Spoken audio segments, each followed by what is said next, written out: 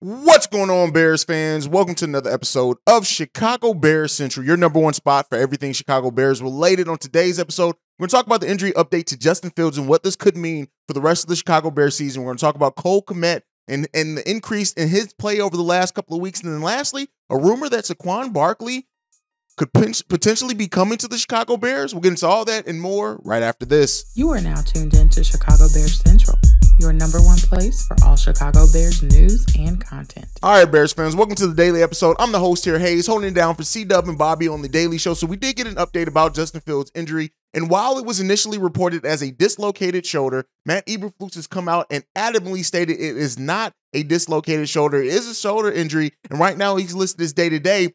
But they have not ruled out that Justin Fields could be out the rest of the season with this injury. And so they're going to wait until about Wednesday to really go completely over and divulge what this injury is. But it has been noted that it is pretty bad. He's in a lot of pain. And so, we asked a question yesterday on if the Bears should really sit down Justin Fields, particularly in the next game, even if he was available. But now it seems like this could be a season-ending injury for Justin Fields, even though it's not a dislocated shoulder. And what we can say is this: if it's something that it's even a question, if it's on the board, once the doctors look at it, they get back to the Bears and they say, "Hey, man, listen, he could come back this season." I say just shut it down. Right? As much as I love to see Justin Fields continue his progression, he's been an exciting player this season. We all knew that this season was not about the wins. This season was about development, and Justin Fields has developed hugely over the course of the season for the Chicago Bears, but you don't want to risk it. This is your franchise quarterback. This is your franchise in a lot of ways, and the way that this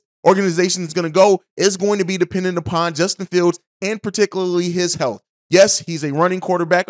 He's a quarterback that can run. He's not just a running quarterback, as we're seeing with his play, but you don't want to risk it, especially with the offensive line being at the state that it is, not able to protect Justin Fields. He's already been sacked 40 times on the season. If it is time to shut Justin Fields down, I think that we've had more than enough of tape and looking at Justin Fields to know that he's legit. He's the real deal. Let's go ahead. If it gets to that point, let's shut him down. Continue to just build up the other players on this team. Trevor Siemian, while not an amazing quarterback by any stretch of the imagination, looked pretty good in preseason, and he could be a solid game manager to still now. You take a look, you develop the wide receivers, you do open up that passing game a little bit more. You write more things for Chase Claypool, Darnell Mooney. You try to get that going, especially now with Khalil Herbert being hurt as well. We could very well be seeing the end of the dynamic offense we've seen from the Chicago Bears the last, for the majority of the season, as at this point, as the Bears offense has just continually gotten better and better and better. And so with Khalil Herbert out until like 2 games left in the season, Justin Fields now potentially out for the rest of the season, as he didn't rule it out. So until that's ruled out, I'm still going to say that that's a possibility. Hopefully it's not a likely one. But if that is to end up being what happens, we're 11 games into the season with 6 games left to go. We ain't got nothing left to prove. We're not fighting or contending for anything like that. It was more development. And while I do want to see the Bears get wins, especially against those cheesehead in the Green Bay Packers, at the end of the day, it's this. If it comes down to you're looking at the future health of the Chicago Bears and of our franchise quarterback in Justin Fields, you can't risk that health. So at that point, it's better to go ahead and let him sit down. And then we'll just take our lumps and see what comes of it next season. That's just what it boils down to. And if it comes to that, I, for one, am not hugely upset at it. I'm disappointed for sure, and not disappointed in Justin Fields. He doesn't control getting hurt or anything like that, but just disappointed because, I want to see this team continue to grow. I want to see this team and this offense continue to develop and make leaps. And selfishly, I just want to keep seeing Justin Fields play the way he has been playing, but you can't play with your franchise's health. And so because of that, if it comes to sitting down Justin Fields, then it kind of is what it is. And that's just what it boils down to. Let me know what you guys think. How do you feel about now hearing that Justin Fields did suffer a potentially season-ending surgery and he'll miss the last 6 games of the season? Let me know what you guys think about that. Now, in talking about Justin Fields, one of the players that has emerged as a big weapon for Justin Fields has been Cole Kmet. Through the first 7 games of the season, Cole Kmet only caught 12 passes for 148 yards. Since then, since October 30th, Cole Kmet has caught 14 passes for 161 yards and 5 touchdowns. So Cole Kmet has definitely stepped up his game. We're seeing the chemistry between him and Justin Fields really develop hugely, and the team's been benefiting for it. You see the offense just increasing and the play calling get a little bit more creative.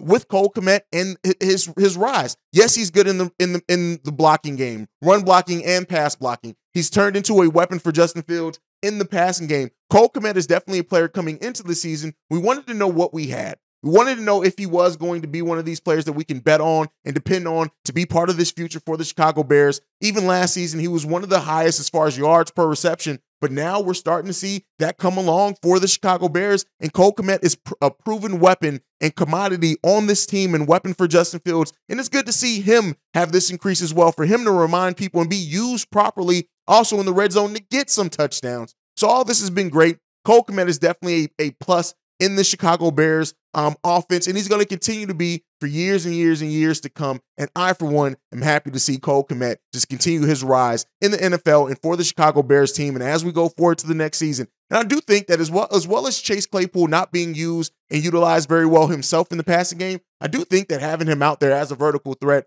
has opened up some things for Cole Kmet as well. So we continue to see that whether Justin Fields is in the game or out of the game, hopefully they continue to develop and cultivate that. And we get to see that a little bit more. I talked about in the last episode how this team is becoming a little bit too one-dimensional with the run game. Cole Kmet, Chase Claypool, Darnell Mooney, as well as the other wide receivers just continue to grow and develop. We can get out of that one-dimensional part of our game and hopefully make this a truly, truly dynamic offense going into next season. All right, let's get into the last one for today. And this is the rumors. So Dan Graziano, I know I probably murdered that. He pitched an idea. And this is completely speculative. It's kind of ballooned out, and now people are saying, "Hey, did you hear that Saquon Barkley could be interested in coming to the Bears?" He kind of just threw it out there, but he threw this. He says, "I threw out the Bears because I have Justin Fields already there. Imagine two of them together, Fields and Barkley, and what the run game could look like and how potentially explosive." Now, one of the things with this is that you're going to see the Bears used a lot in speculation when it comes to free agents, and they're probably going to be used as leverage to players that, maybe trying to get more money out of their team because the Bears have so much cap space. We have over $100 million in cap space for the Chicago Bears next season. And while, David Montgomery, him coming back has been all up in air. Khalil Herbert's been great for this team.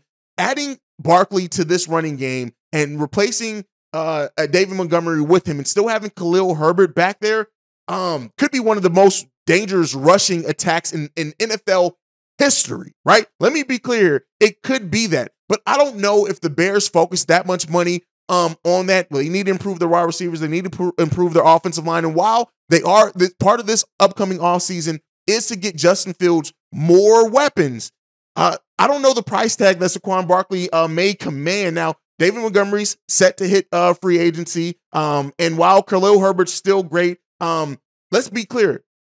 Barkley right now is second in the league in rushing at 953 yards with 6 games left in the season.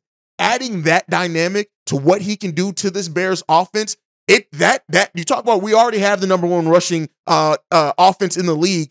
That can get us into generational rushing offensive talent as well when you add in Justin Fields, and they could be a great weapon. But right now, it's just a rumor. Not one that I don't think maybe has its merits as the Bears look to just make this a potent offensive team. I'd say this: if the Bulls improve that wide receiver core even further outside of Mooney and Claypool, and then you add Saquon Barkley on top of that, we can be looking at one of the most potent and dangerous offenses in NFL history if they also improve that offensive line. So while this rumor, it is just pitched as an idea right now, if we come to find out in the offseason that it does have its legs, that there is some mutual interest there with Barkley and the Bears are willing to give up that money to bring in Barkley again, as well as improving other things on this team on the offense and defensive end, man, that could be just a wow. Now, I'm still taking this with a huge grain of salt.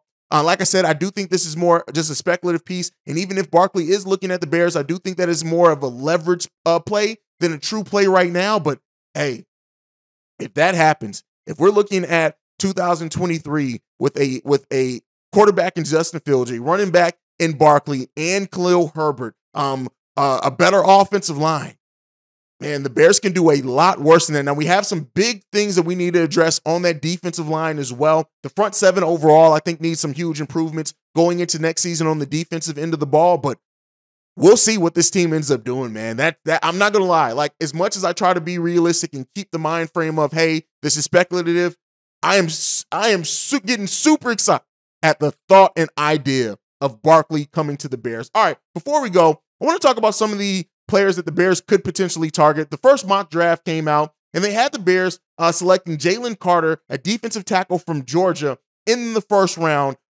with our first third, and right now will be the third overall pick. Now, this is a defensive tackle that coming in could absolutely be a linchpin in the Bears front seven for years and years to come. Not only is this he's good against the rush, but he's also a great pass rusher as he's developed over the course of this collegiate season. So that can definitely be something that plays big parts for the Chicago Bears. And so I really do like that pick in this mock draft. They also have us selecting wide receiver Marvin Mims out of Oklahoma with our second round pick, which is as of right now projected to be 60th overall. And that this is another player that you add him to this wide receiver core. You add him to Darnell Mooney, Chase Claypool. That could be a very potent part of the Chicago Bears offense. Now, Mims, I'm sure, isn't necessarily the player that some Bears would want Bears fans would want us to go over. He's another shorter wide receiver, only 5'11", 183 pounds, but that guy is speed. To quote Lightning McQueen, he is speed, and he could very well be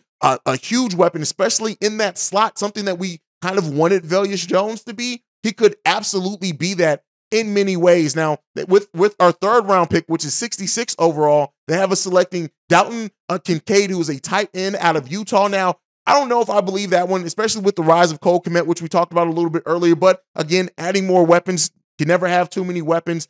With the fourth round pick, they have us selecting Keanu Benton. That's another defensive tackle out of Wisconsin. So again, kind of completely shoring up, and that's 101st overall pick, our front part of the interior defensive line. So that could be huge for us as well. And then with our fifth pick, our fourth round pick, they have us selecting the center out of Michigan, because I would murder that name. But again, we know what we need on the offensive line. So I like some of these picks overall. We're going to be doing more draft coverage as we get towards the end of the season, especially if Justin Fields does end up sitting down for the season. Expect me to start bringing up more and more prospects, but let me know, what are some prospects you would like to hear me cover and talk about as we prepare for our draft coverage. But that's it for today's episode. Make sure you're following the show at Chi Bear Central on every social media platform that we're on. You can send us any feedback, questions, comments, concerns, ChicagoBearCentral@gmail.com. Lastly, if you want to leave a text and or voicemail, the number to do so, 773-242-9336. We're the #1 spot for everything Chicago Bears related because of you guys.